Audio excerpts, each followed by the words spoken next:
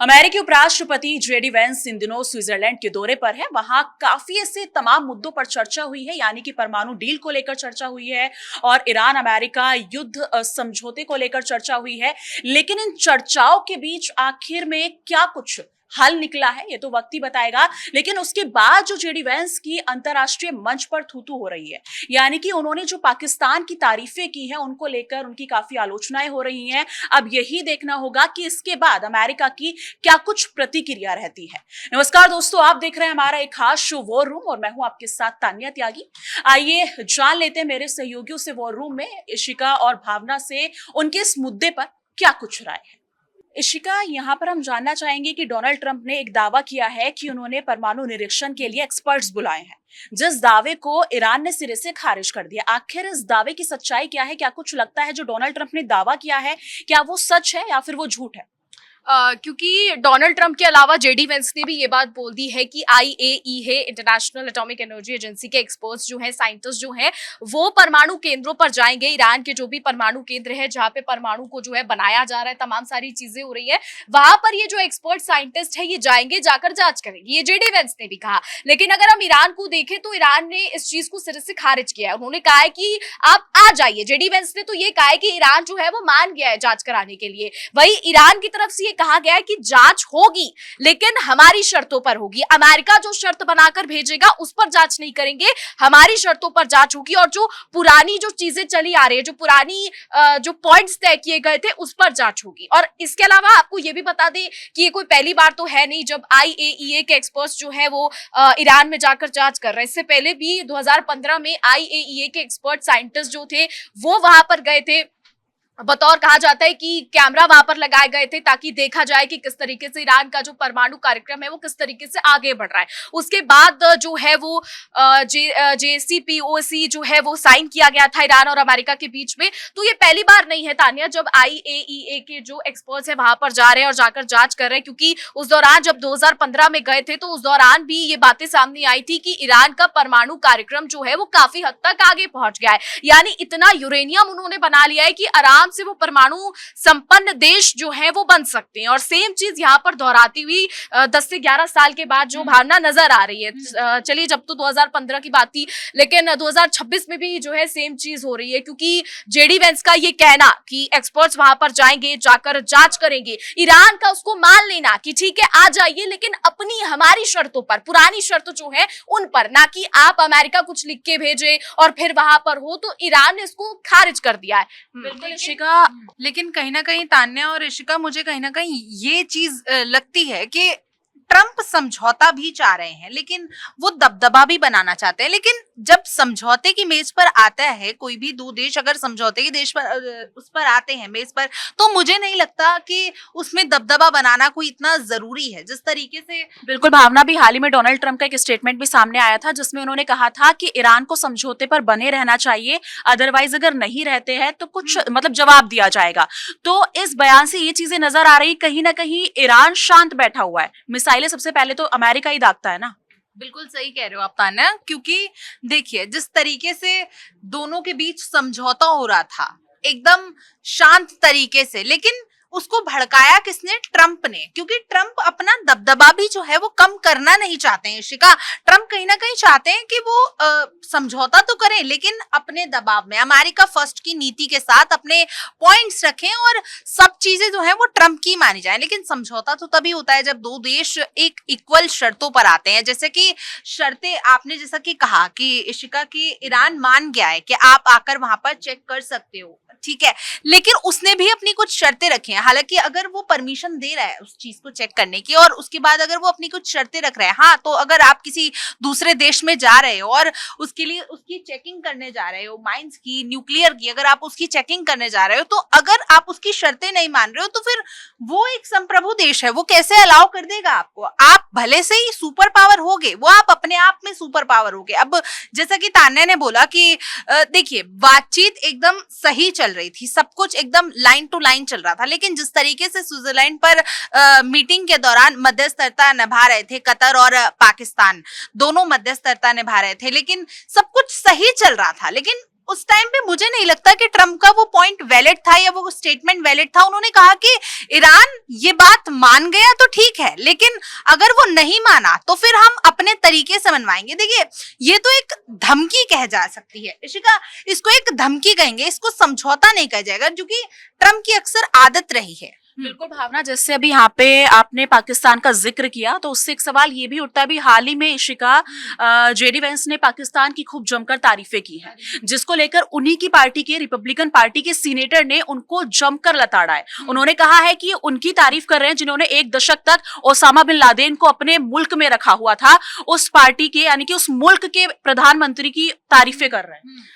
प्रधानमंत्री छोड़िए तान्या, उन्होंने तो ये कह दिया जेडी वेंस ने कि आसिम मुनीर, 2 लोग उनके ना भारत पाकिस्तान से बहुत फेवरेट है, एक तो उनकी वाइफ और दूसरे आसिम मुनीर, पाकिस्तान के जो चीफ है आसिम मुनीर, उनको फेवरेट बता दिया जेडी वेंस ने। और रही बात, जैसा कि तान्या ने जिक्र किया कि ओसामा बिन लादेन का, तो पाकिस्तान की ये फितरत रही है आतंकवाद को पनाह देना। अच्छा, एक भावना, एक चीज देखने वाली है, पाकिस्तान 3 तरीके से अपने खुद के देश में जो है वो घिरे हुए हैं, ये मंत्री अपने देश में घिरे हुए हैं, पीओके में इनके खिलाफ प्रोटेस्ट चल रहा है, डुरंड लाइन को लेकर अफगानिस्तान लगातार हमले कर रहा है, उधर बलोच जो है वो लगातार पाकिस्तानी आर्मी को खदेड़ रहे हैं, अपना देश संभल नहीं रहा है, लेकिन वहां पर मध्यस्थता कराने के लिए सबसे पहले चले गए हैं ये लोग। लेकिन इन सबके बीच मेरा जो सवाल है ना, जो मेरा एक सवाल ये है कि अमेरिका को पाकिस्तान से क्या फायदा है? बल्कि देखिए, आप अगर देखा जाए तो वो कहीं ना कहीं IMF का लोन दे रहा है, ट्रम्प से वो भीख मांग रहा है। एक भीख मंगे देश से अमेरिका को, जो सुपर पावर बना फिरता है, उसको क्या फायदा है? ऐसा कौन सा फायदा है उसको जो उसकी तारीफें हो रही हैं? और मतलब या तो कह सकते हैं कि ट्रम्प की ये नीति रही है कि जो छोटे देश हैं उनको दबाया जाए और उनसे अपनी तारीफें बटोरी जाएं, वो जितना मक्खन लगाते रहेंगे। कहते हैं ना कि अगर सीधी भाषा में कहूँ कि जितना जो मक्खन लगाता रहेगा उसको उतना ज्यादा मिलेगा। तो मेरे को लगता है कि ट्रम्प की वो नीति रही है। ट्रम्प को ना जी हुजूरी कराना बहुत ज्यादा पसंद है। जो देश ट्रम्प अमेरिका करते हैं वो ट्रम्प को बहुत पसंद आते हैं, जैसे कि पाकिस्तान को हमने देखा। हालांकि पाकिस्तान को लेकर अक्सर जो है ट्रम्प भी बयान देते हैं। अब अगर हम बात करें भारत पाक युद्ध की, तो डोनाल्ड ट्रम्प ने एक बात कही कि अगर मैं नहीं कुछ करता ना तो पाकिस्तानी प्रधानमंत्री शहबाज शरीफ जो है वो मारे जाते। डोनाल्ड ट्रम्प तो ये भी कहता है कि उन्होंने पाकिस्तान खत्म हो जाता।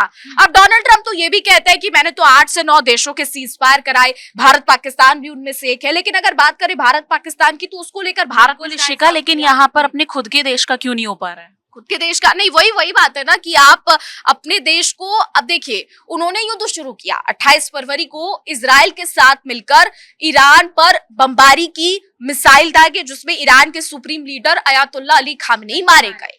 अब नेतन्याहू और डोनाल्ड ट्रम्प को ये लगा था कि बमबारी कर दी, मिसाइल दाग दिए, वहां के सुप्रीम लीडर को जो है वो पूरी तरीके से खत्म कर दिया, वहां पर रिजीम चेंज होगा और रिजीम वो आएगा जो अमेरिका की जी हुजूरी करेगा। ये सपना अमेरिका और नेतन्याहू की तरफ से देखा गया, लेकिन हुआ इसका बिल्कुल उल्टा। अली खामनेई के बाद मोस्तफा खामनेई मैदान में आ गए, उनके बेटे। हालांकि मोस्तफा खामनेई को लेकर रिपोर्ट्स काफी सारी आई हैं। रिपोर्ट्स ये कहती है कि मोस्तफा खामनेई भी उन हमलों में कहीं ना कहीं घायल हुए थे, क्योंकि अगर देखा जाए तो पब्लिकली मोस्तफा खामनेई अभी तक जनता के सामने नहीं आए हैं, उन्हें किसी ने नहीं देखा है। लेकिन बात करें अगर ईरान के चेहरों की, तो ईरान के अब्बास अराक्ची, उसके बाद मसूद पेजेशिकियान और IRGC, ये 3 ऐसी जो चेहरे हैं, 3 ऐसे वो हैं जो सबसे ज्यादा जो है इस वक्त सुर्खियों में आ रहे हैं। यानी ईरान अगर बात कर रहा है तो ईरान की तरफ से यही आ रहा है। साथ ही आप बिल्कुल स्विट्जरलैंड भी अब्बास अराक्ची पहुंचे थे और वहां पर एक बड़ी अजीब सी चीज हुई। वहां पर अमेरिका के जितने भी प्रतिनिधि थे, वहां के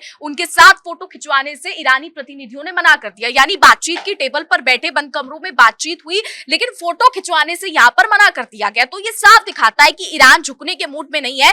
लेकिन अमेरिका के राष्ट्रपति डोनाल्ड ट्रंप यहाँ पर बड़े बयान दे रहे हैं। अब बात यहाँ पर अगर डोनाल्ड ट्रंप की करें तो डोनाल्ड ट्रंप अब से बयान नहीं दे रहे हैं। डोनाल्ड ट्रंप पिछले साल जून से बयान दे रहे हैं। जून में भी हमले हुए थे ईरान पर, जून में भी हमले किए थे। पिछले साल जून 2025 में हमले किए गए थे। अच्छा, पिछले साल जून 2025 में हमले हो रहे थे और इस साल जून 2026 में ये डील कर रहे हैं। यानी एक तरफ तो आप पीस की बात कर रहे हैं, एक तरफ जेडी वेंस गए हैं, स्विट्जरलैंड में पीस की बात हो रही है, ठीक है। अब दूसरी तरफ नेतन्याहू को ले लेते हैं। नेतन्याहू लेबनान में हमले रोकने को तैयार नहीं है। नेतन्याहू नेतन्याहू का बयान आपको बता दे तो नेतन्याहू ने साफ कहा है कि जब तक मैं प्रधानमंत्री की कुर्सी पर हूं इजराइल की, मैं इजराइल को झुकने नहीं दूंगा। इजराइल अपनी संप्रभुता के लिए लड़ रहा है। लेबनान में हिजबुल्ला एक्टिव है, हिजबुल्ला एक आतंकवादी गुट है, ये इजराइल की तरफ से कहा जाता है।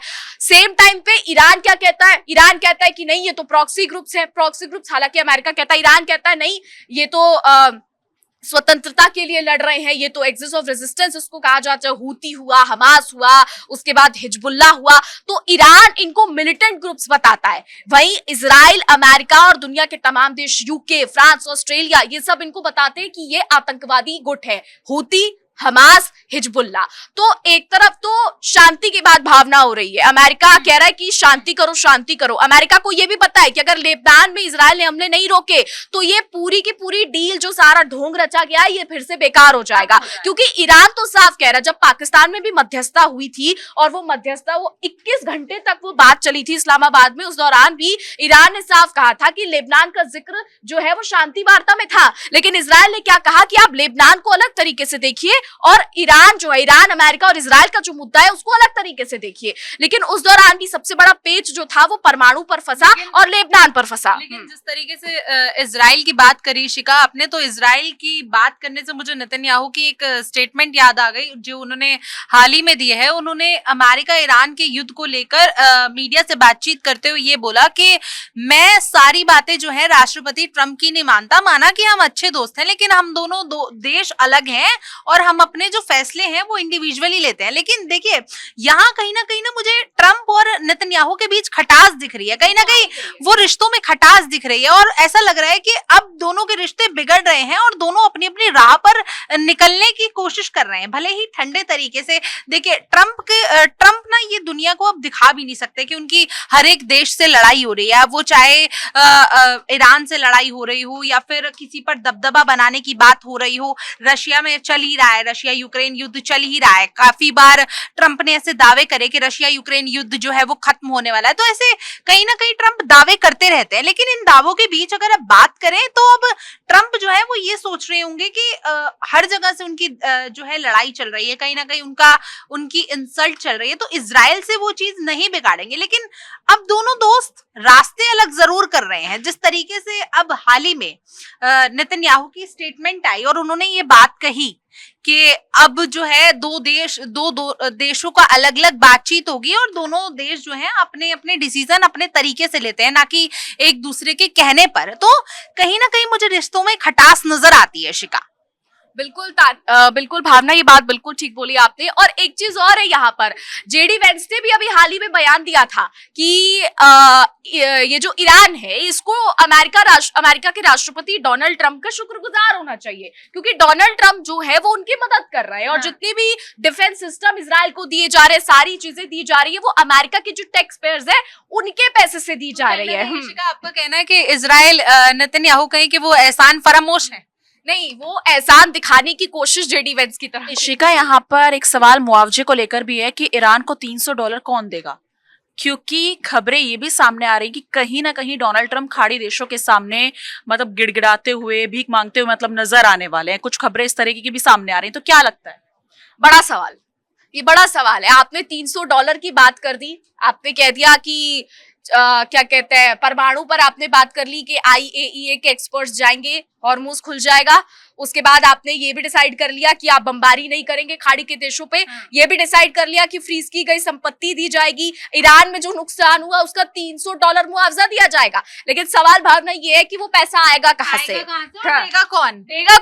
अमेरिका देगा, क्योंकि ट्रंप तो कहीं ना कहीं मुकर जाते हैं बात करते। वो कह दिया है, लेकिन पन्नों की बातें हैं वो ना अभी हाल ही में सिर्फ एक स्टेटमेंट है, वो कागजी शेयर और स्टेटमेंट ही नहीं होते, वो सिर्फ अभी हाल ही में वो है। उसके भी थोड़ी देर बाद ये आ जाएगा कि मैंने तो ऐसा कुछ स्टेटमेंट दिया ही नहीं था, या फिर कह देंगे कि एक होता है ना कि मेरे मुल्क से मतलब मेरे देश से किसी और ने स्टेटमेंट दिया। हाल ही में एक होता है ना वो कवर करने के लिए अपनी बातों को कुछ और स्टेटमेंट सामने आ जाएगा। देखिए मेरे को लगता है कि ट्रंप ना आप चाहते हैं कि जैसे तैसे करके ना डील हो जाए, खत्म हो जाए ये काम। अभी मैं सब चीजों पर हाँ बोल देता हूँ, लेकिन हाँ मैं ऐसी स्टेटमेंट जरूर देता रहूंगा। ट्वीट वाले शॉर्ट वाली बात मैं दोबारा रिपीट कराऊंगी अब इशिका से कि जिस तरीके से वो ट्वीट के शॉट लेते हैं ना, तो उन्होंने वही शॉट लिया अपना और एक स्टेटमेंट जरूर दे दिया, लेकिन अंदर ही अंदर कहीं ना कहीं ट्रम्प ये चाहते जरूर है कि अब जो है समझौता हो जाए, समझौते की मेज पर आ जाएं दोनों देश और ये मुद्दा जो है खत्म हो, रफा दफा हो, कहते हैं ना रफा दफा हो।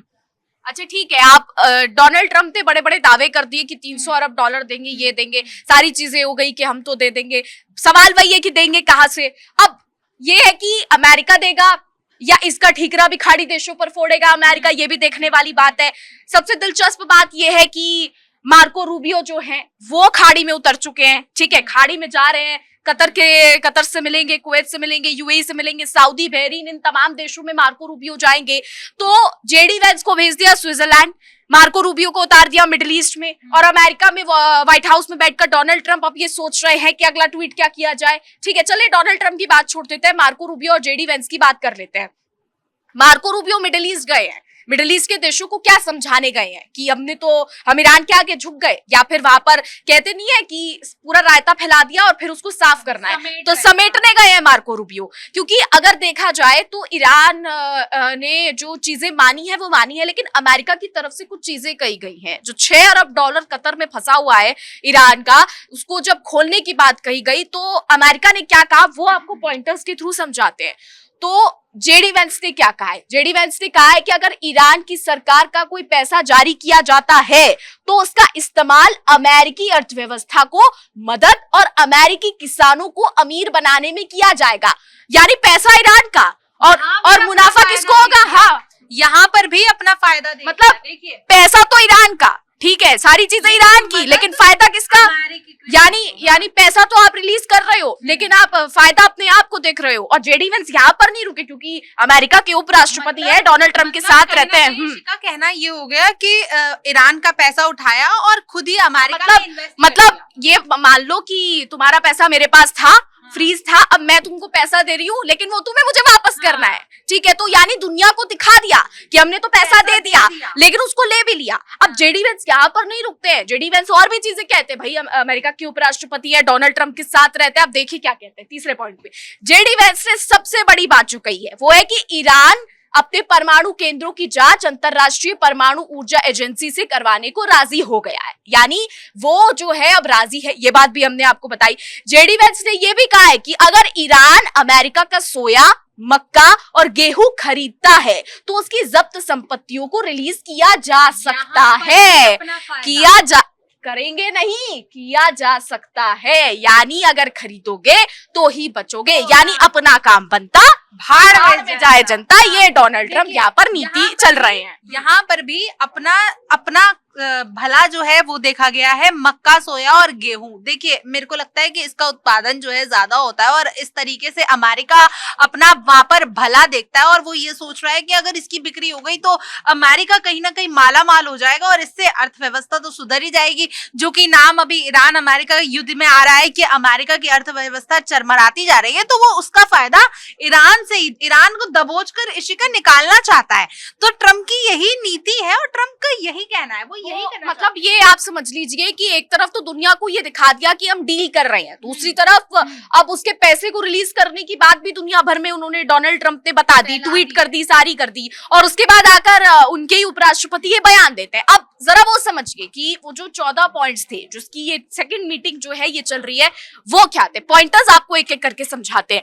पहला पॉइंटर जो रखा गया था वो ये था, अमेरिका और ईरान जो है वो सभी मोर्चों पर युद्ध और फायरिंग जो है वो तुरंत बंद करेंगे, उस पर सहमति जताई गई थी दोनों पक्षों की तरफ से। दूसरा था कि दोनों देश एक दूसरे पर हमला या धमकी भी नहीं देंगे। यानी आखिर अगर देखा जाए ना तो ये जो सेकंड पॉइंट है ना, इसका कोई वजूद नहीं है, क्योंकि डोनाल्ड ट्रंप ने तो हाल ही में ट्वीट करके फिर से धमकी दे दी है। उसके बाद कहा गया कि दोनों देश एक दूसरे की संप्रभुता और सीमाओं का सम्मान करेंगे, यानी इंटरनल कॉन्फ्लिक्ट्स में बिल्कुल भी हस्तक्षेप नहीं करेंगे, अंदरूनी मामले जो है फिर चाहे ईरान के हो अमेरिका के हो उसमें हस्तक्षेप नहीं करेंगे।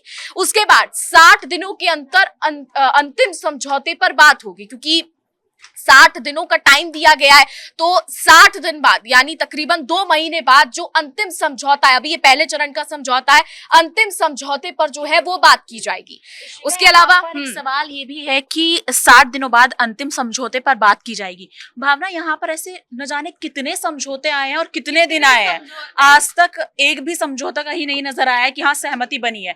हाल ही में हम एग्जाम्पल भी देख सकते हैं, रशिया यूक्रेन, कितनी शर्तें रखी गई हैं, कितने पॉइंटर्स कभी बढ़े हैं कभी घटते हुए नजर आए हैं, कितनी मीटिंग्स रखी गई हैं, उसके बाद भी अभी तक तो रशिया यूक्रेन वॉर थमने का नाम है ही नहीं कहीं ना कहीं।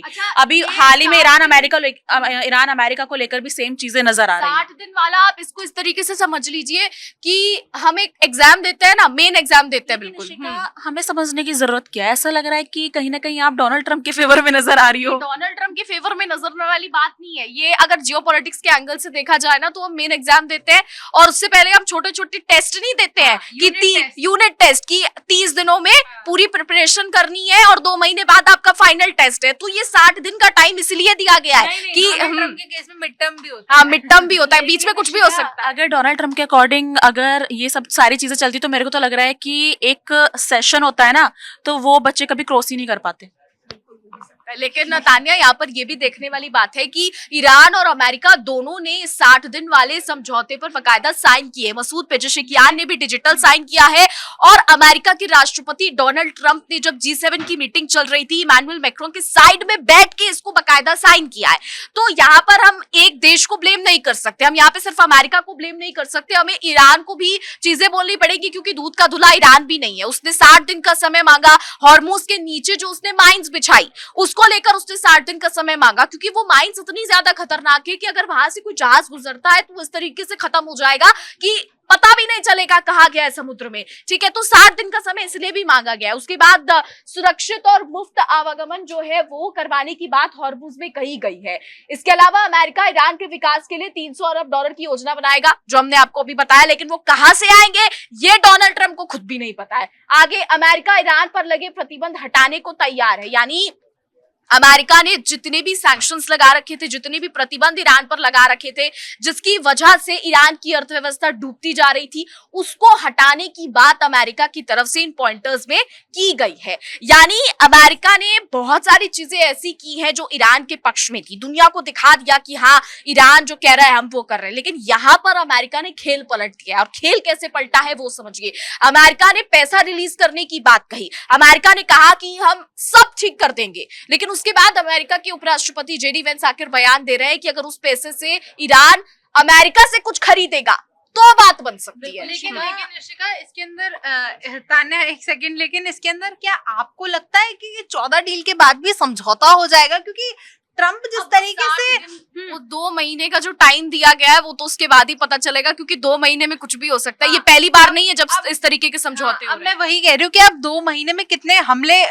अमेरिका की तरफ से किए जाएंगे वो तो वक्त बताएगा, या फिर ईरान की तरफ से कितना पलटवार किया जाएगा वो सिर्फ वक्त बताएगा। लेकिन इसके अंदर मैं आपको बता दूं कि जितनी भी ये शर्तें हैं, ये 14 शर्तें जो दिखाई गई हैं, इसके अंदर कहीं ना कहीं ईरान ने अपना भला कम देखा और अमेरिका ने अपना जो है भला ज्यादा देखा। लेकिन ईरान ने क्या देखा, मैं आपको बताऊं कि 18 घंटे बातचीत हुई दोनों देशों के बीच, 18 घंटे। तो मुझे नहीं लगता, पहले 21 और अब 18। हाँ, पहले 21 घंटे अब 18 घंटे। देखिए कुछ घंटे तो कम हुए हैं, लेकिन अब कुछ घंटों में हाँ कुछ फायदा नहीं है। मुझे लगता है कि ये सिर्फ कागजी शेर कहा जाता है ना, कि हवा में तीर कागजी शेर, ये सिर्फ वही वाली बातें हैं। सिर्फ भावना, अब यहाँ पर यही देखना होगा कि हाल ही में हमने काफी तमाम मुद्दों पर चर्चा की है, यानी कि ईरान अमेरिका को लेकर। लेकिन अब ईरान अमेरिका जो अगर देखा जाए JD वेंस स्विट्जरलैंड में इस वार्ता को लेकर, यानी कि ईरान अमेरिका युद्ध पर समझौता हो जाए, उसको लेकर चर्चा चल रही है तमाम मुद्दों पर, यानी कि परमाणु डील को लेकर चल रही है और काफी तमाम ऐसे मुद्दे जिससे कि ईरान अमेरिका युद्ध थम जाए। लेकिन उसके बावजूद भी कहीं ना कहीं ये चीजें नहीं नजर आ रही हैं कि ईरान और अमेरिका युद्ध पर पूर्ण विराम लगता नजर नहीं आ रहा है। लेकिन ये तो वक्त ही बताएगा कि ये युद्ध कब थमेगा। लेकिन इस मुद्दे पर आपकी क्या कुछ राय है, कमेंट सेक्शन में जरूर साझा कीजिएगा। बाकी देखते रहिए हमारा एक खास शो वॉर रूम। देखिए इंडिया डेली 24/7 अब आपकी स्मार्ट टीवी पर। इंडिया डेली मौजूद है सभी डिजिटल प्लेटफॉर्म पर लाइव और लगातार। इंडिया डेली 24/7 हर दिन राष्ट्र को समर्पित।